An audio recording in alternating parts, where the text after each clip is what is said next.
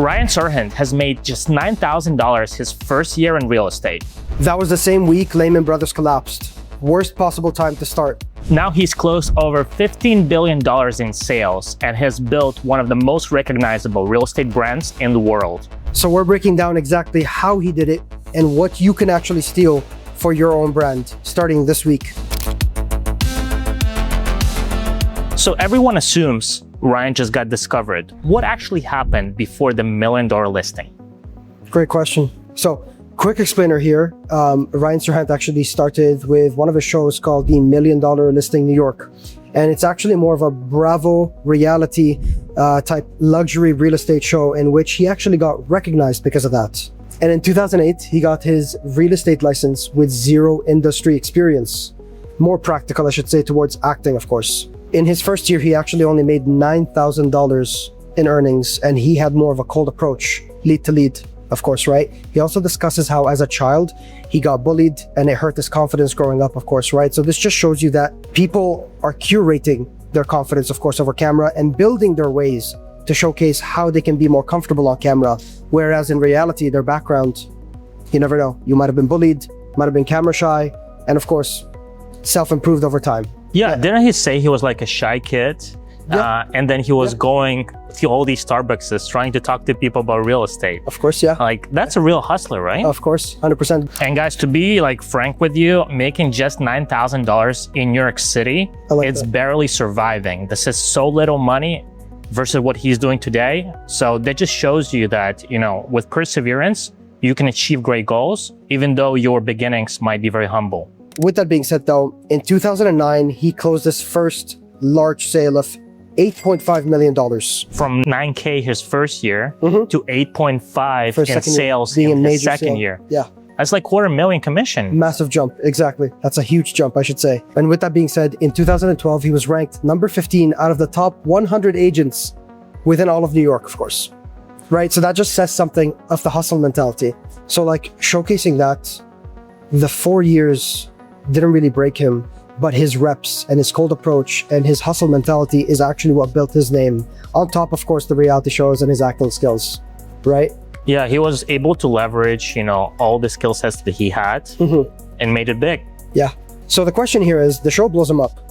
Now, does he write that for the next 10 years or what is his approach after that, if you don't mind moving forward with that? Yeah, so the interesting fact about him, he didn't actually let this TV fame fade away because what he did instead, he started producing YouTube videos, filming long form videos on YouTube because he wanted to control the narrative. He didn't want to be dependent on all these networks because he wanted to have his own approach, his own way of doing things. And YouTube allowed that at a very low cost. So that's where he went with his branding, doing long form videos, you know, way before anybody else was doing it. Yeah. So that's part of why he's so successful because he was a contrarian. So he was doing things differently versus other agents. And here's the thing most people don't know about him. He launched his channel all the way in 2013. So 13 years ago, right? But his famous vlogging style started appearing in 2017 and 2018. So you see, it took him a few years to actually figure things out, which format actually works, and then doubling down on it. Perfect, yeah, true. So everybody thinks he had this overnight success, but very often, you know, when people think this way, they don't see all the work that has been taking place for many years before that overnight success happened, right? There was a lot of grinding, unglamorous uploads of those videos, you know, just to make sure that he was staying consistent and actually, you know, providing good material for his viewers. And, you know, that's what really made all the difference. So for over a decade after his TV success, he led the #1 team in terms of residential real estate sales in all of New York City. Now that's a huge accomplishment. The competition in New York City is fierce, but, you know, Ryan Serhant isn't a weak one. You know, he has been pushing it forward, betting on himself, working on content, focusing on making good videos, and that would really help him go to that Everest of success. So let me put this straight. Visibility is not a brand. What you do with that visibility is what actually builds that brand. And what you're looking at right now with Ryan Serhant is over a decade of hard work, week after week, uploading content and building his personal brand. If you're a realtor trying to build something that outlasts one good listing or one viral post, hit subscribe. This is exactly what we built this channel for. So Joe, actually Ryan Serhant wrote a book about this whole journey. Can you maybe tell us a bit more about his actual system? For sure. Branded Like Serhant was actually his third book, and he showcases within that book how he built and systemized his own personal brand. And they revolve around three things. So there is the core identity as the number one thing. The core identity is what he discusses how to get brutally honest with yourself and your audience, and how to essentially utilize that to showcase who you truly are authentically over camera, which Archie always says, authenticity is the new currency. Exactly. The second core is the consistent content. He showcases how consistency beats anything that is over formal, meaning a person producing 2 videos, let's say 8 out of 10, 6 out of 10, pretty good quality, will always outshine and outbeat the person who's producing 1 video a week or 1 video every 2 weeks that's trying to make it 20 out of 10 Hollywood style quality, of course. And this is exactly why we tell all our clients consistency is key. A person producing 2 videos a week is always going to get more views, more subscribers, more of a following, and growing their community further than a person who's doing once a week, once every 2 weeks, or even once a month, trying to outshine with their Hollywood style edits, of course. And the third point is shouted from the mountaintop, meaning use your media, use your PR, and amplify that as much as possible to lock it in so people can understand your success and rework that over and over again. In fact, that showcases the real proof is in the work itself, not just the theory. One of his Chelsea listings sold after a buyer's daughter, teenage daughter, found his YouTube channel. And from his YouTube channel, he was able to sell that listing to the parents, of course, right? This just showcases that long form content isn't just for show, but instead an organic lead generation machine that's underworked. That's the power of YouTube, right? Yeah. Another good angle to look at here is actually Jason Oppenheim selling Sunset. And he states that Ryan actually is one of the best distributions of his content media. He didn't just rely on his brokerage to actually give him the listings and to find his audience and so forth. He went out of his way to actually produce his own media channels that he worked his way up to turn it around and get his own audience and find his exact segmented audience so he can start selling to the right people. And that is one of the ways that you start to make multi-millions of dollars, of course, right? Yeah. Controlling the narrative, right? You can't do this with TV networks because they'll tell you what to do. Of course. While with YouTube, you are the director. Yep. You're in control of everything. For sure. And that's where you have the ultimate leverage to protect and grow your brand the way you want, not somebody else. Perfectly put, yes. And you can see that on YouTube with each and every one of our clients. Each client has their own core identity, their own brand, and they're brutally honest to who they are to the market. And because of that, their audience come to them. They don't have to chase their leads. Yeah, guys. So basically what we're trying to say is the competition is fierce. If you want to differentiate on the marketplace, you have to build your personal brand. You have to find your specific core identity. If you need help with that, please reach out to us. You can book a strategy call under this video. No pitch, free.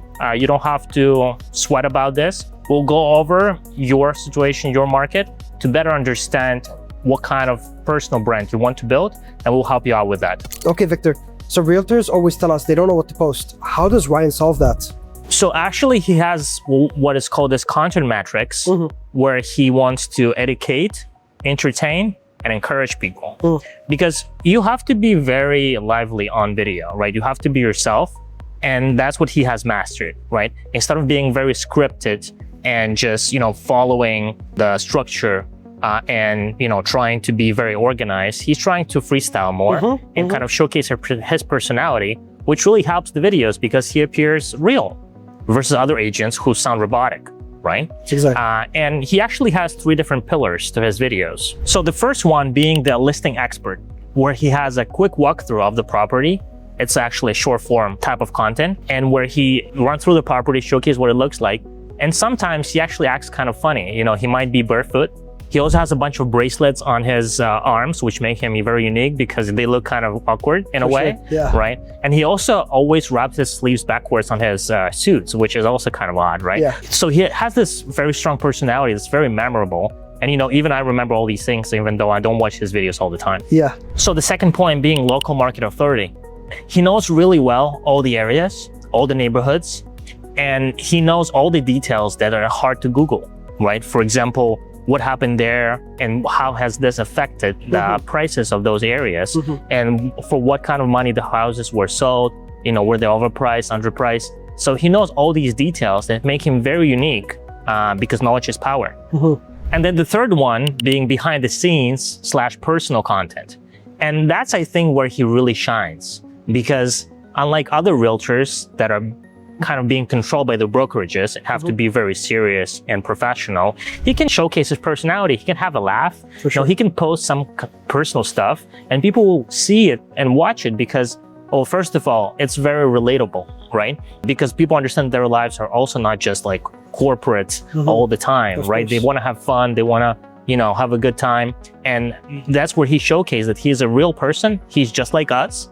And that's what's really appealing for a lot of people, and that's how they connect with him. Exactly. And I really like that too, because a lot of realtors within his company give their own culture, their own personality, their own brand, and that builds culture within his company, right? The Serhant company. Yeah. Versus a lot of other brokerages are just their typical monotoned black and white corporation, black suit, black tie, white tie. You get my point? Yeah. So it showcases that he's standing out, not just from media, but from his values and his core identity overall, as we go back to that. Exactly. Right? 100%. So guys, the point is not to copy Ryan Serhant's 3 pillars of success, is to come up with your own, because you're unique. Nobody can be you. That's your advantage. And you will find your tribe through the YouTube channel, because they will watch the videos, they'll build trust with you, and they'll reach out to you because they like you and not somebody else. So be unique, don't be robotic, and you'll be successful this way because people want to connect with other real people. We've actually got a full playlist breaking down branding tips one piece at a time. If this episode was useful, go watch the next.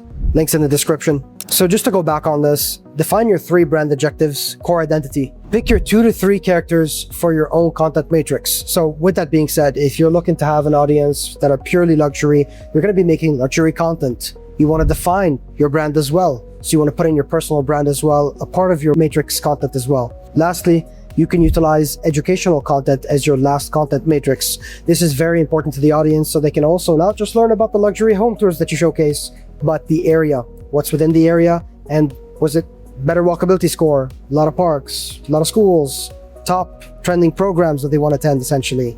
Those are very important. And the final point I should say is consistency beats anything else in this world. So commit to one consistent format, post for 30 days straight before judging results. And remember, the channel screenshots from earlier, his oldest videos go back over a decade. Consistency compounds slowly before it compounds fast.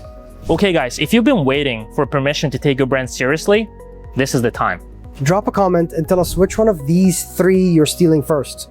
Core identity, consistent content, or the content matrix. Like this video, subscribe to the channel if you haven't already. If you need help, book a strategy call with us, and we hope to see you on YouTube.